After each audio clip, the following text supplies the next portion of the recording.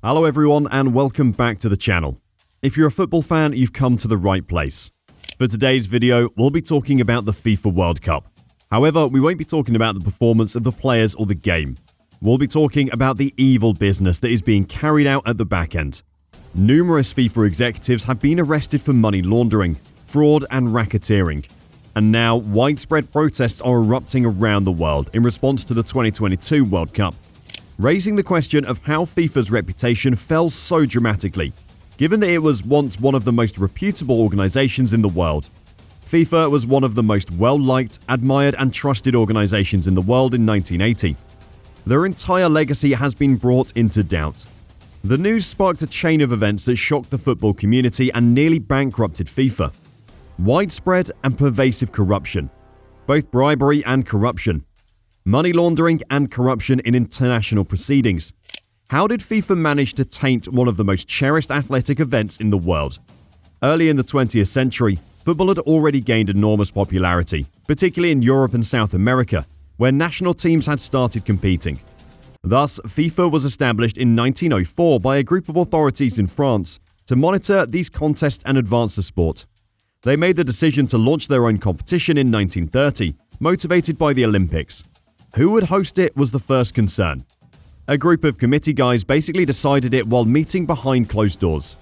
Finally, FIFA chose Uruguay as the location for the first World Cup, and it was the ideal choice. Although Uruguay had recently taken home the past 2 football Olympic gold medals, it also agreed to pay for a lot, including the other team's travel costs and a portion of the revenue for FIFA. 13 teams met up in July 1930 to compete. The winner of the championship match was Uruguay.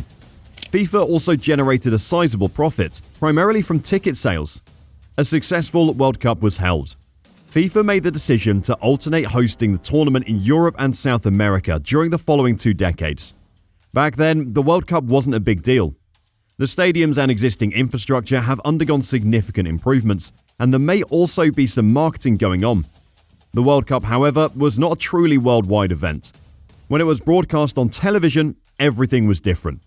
The host nation became considerably more visible once the entire globe could watch the competition, which encouraged many other nations to host. Nowadays, football is so popular that no government can afford to ignore it in almost any nation. In the 1960s and 1970s, FIFA's membership began to skyrocket. It had around 170 members by the 1980s, most of whom were spread out across 6 confederations, which had their own competitions for qualification. And the organization continues to become wealthier. Look here how FIFA's earnings increased consistently with practically every competition, until, boom, the 1980s. Nonetheless, they would require marketers to help them with their big development, massive expansion and outstanding reputation. Trust me when I say what happened in the years that followed is so shocking that it's hard to believe and to understand why. I need to introduce you to the man behind this. The man who would transform FIFA into an organization known for money laundering. While this development would scale FIFA's company to astronomical heights, it would also be the main thing that would destroy the FIFA name forever. The head of this hierarchy was a man by the name of Sepp Blatter. When he came to power in 1998, FIFA was in its golden age, and for years it seemed like Blatter would continue the strand. But Blatter wasn't alone. He was accompanied by an army of cronies and lieutenants who all worked with him to further FIFA's interests. But it wasn't just FIFA's interests. Blatter was turning FIFA into his own personal empire. At that time, World Cup sponsorships, merchandising and TV rights all reached their peak value. 24 officials had the majority of the power over all of this money. The president and certain top officials, including the heads of each confederation, called the Executive Committee or Exco. They had the authority to allocate funds from FIFA to its member nations for the purpose of constructing football fields, hosting competitions and developing youth initiatives. This was frequently done in regards to any security measures. Due to his influence and FIFA's stellar image, this raised some allegations of corruption and bribery. But like virtually all stories, there's some truth to it.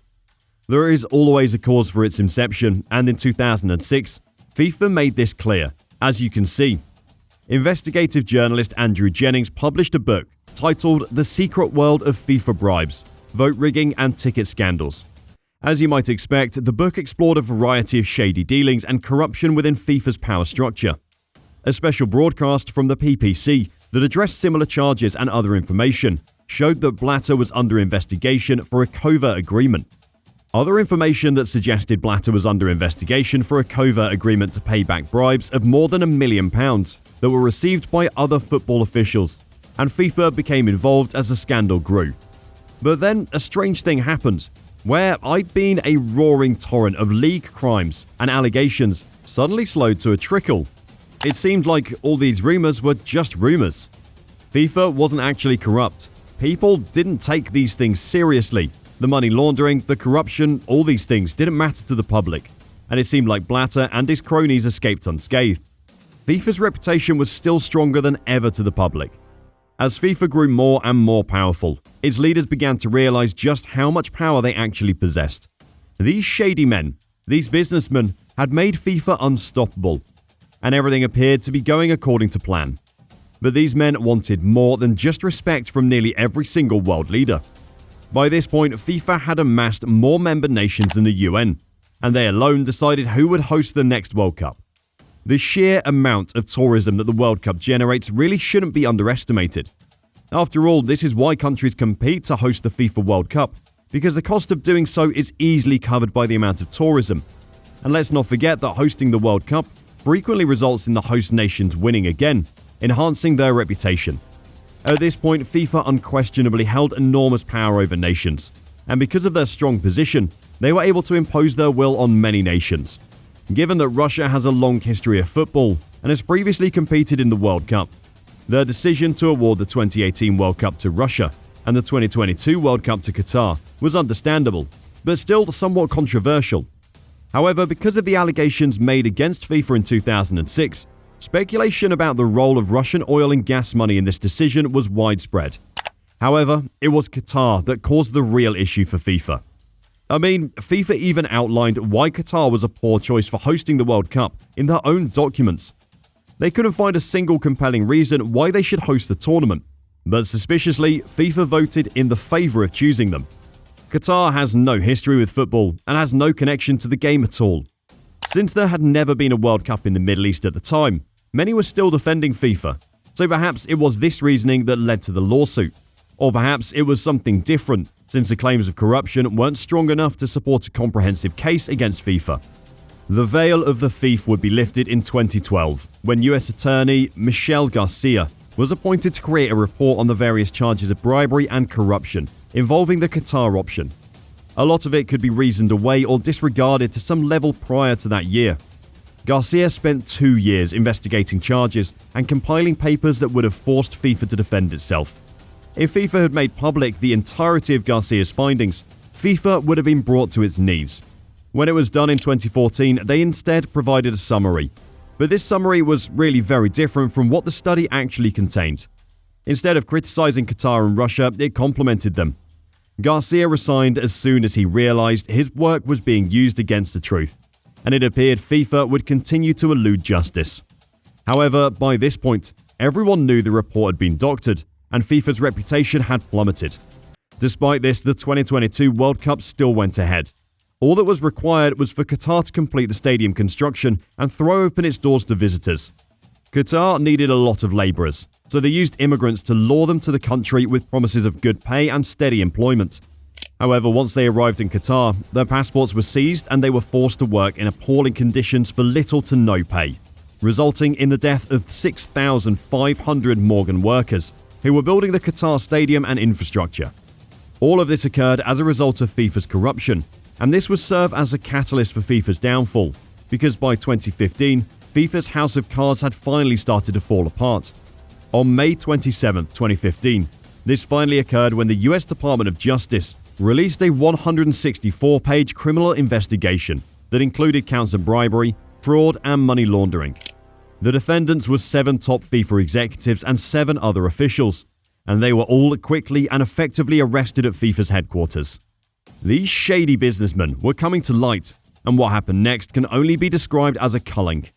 In total, 11 FIFA officials ultimately pleaded guilty and handed back tens of millions in fines, and Blatter, who ironically had just won re-election as FIFA president just days earlier, was forced to resign and be removed from office.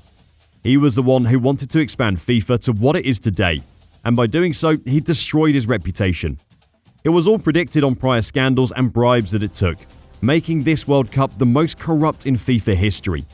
After a 2-year investigation into bribery in the Qatar World Cup, former UEFA president Michael Platini was arrested by French police in 2019. It took another 4 years for people to realize how seriously corrupt the Qatar World Cup was. The corruption went deep into the French government, with the French president actively involved as leaks revealed that the French government entered into negotiations with Qatari officials. They were buying key French assets in exchange for the French government to force FIFA to vote for Qatar. When you think this is bad enough, the first scandals coming out of FIFA haven't even stopped in 2022. Just weeks before the vote, the Qatari media company Al Jazeera offered FIFA $400 million for broadcasting rights in the 2022 World Cup. But they also secretly promised an extra $100 million if Qatar won the vote as an additional incentive. Qatar's government added another $480 million to the deal. FIFA continues to have a monopoly, and the wrongdoers only reimbursed a percentage of their unjustified gains. Despite the mountains of evidence pointing to vote fixing and corruption, FIFA will continue to use the World Cup as the ideal propaganda tour to promote the Qatari regime, with the only real losers in this whole fiasco being FIFA's strong reputation. In fact, the real criminal acts behind FIFA will never truly be known, and Qatar will continue to host the most contentious World Cup of all time. Now that the organization has been poisoned from the inside out, practically everyone is aware of how really corrupt FIFA has become over the past 10 years. FIFA is now simply a shell of what it once was, a career puppet, now utilized by its corrupt puppet masters.